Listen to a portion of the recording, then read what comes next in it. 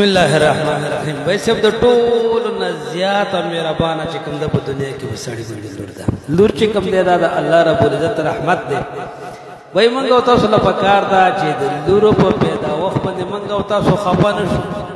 بلکې مونږ او تاسو په د زوی د پیدا وخت نه ډیر زیات خوشاله شو، ځکه چې لور په پلار او په مور باندې ډیره زیاته مهربانه ده او ډیره زړه سواندې ده، او مور او پلار ته ډیر زیات ګران. یو عالم دی هغه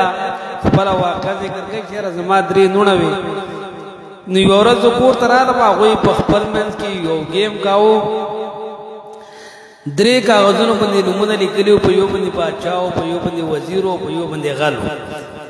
نو دا نومونه به دې ولیکل او راغسته به، او بیا به د یو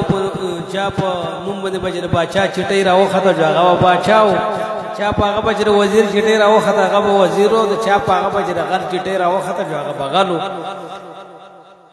نو زما زړه وغوښته چې دې اوسه په دې لوبه کې ځان شریک کما، زم اوسه پکې شریک شوم. نو په اول ځل باندې زما د باچا چټۍ راوخته، نو دا ټولې ډېرونه ډېرې زیاتې خوشحاله وې چې یاره زمونږ باباجي باچا شه. او هغه کوم یوې ماشومې چې پکې د غل چټۍ راختلې وه هغه هم ډېره خوشحاله وه چې یاره باباجي مې باچا شه،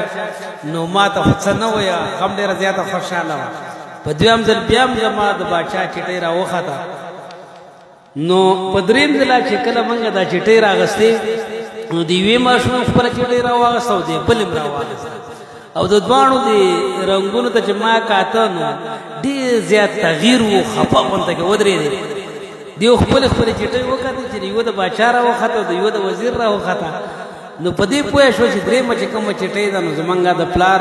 د بابا به چې کوم دی د غل چټۍ راختلي، نو په دې کې د یوې ما ته راوکاته او ټینګه نه شوه، چې په جړغونې اواز یې رامنډه کړه او چغې کړې او ما ته غاړۍ راکړه چې زما بابا غل نه شي کېدلی. نو بھائی دا د ماشومانو یو دغه هغوی بیانوله، خو د دې نه دا پته لګي چې لور چې کوم دا په مور او پلار باندې ډېره زیاته مهربانه وي. بل رسول الله صلی الله علیه وسلم وایي چې څوک د دریو لورو تربیت وکړي د لپاره جنت واجب شو. بل رسول الله صلی الله علیه وسلم وایي چې تاسو لور ته بد مه وایئ، ځکه چې زم د لوڼو پلار یم.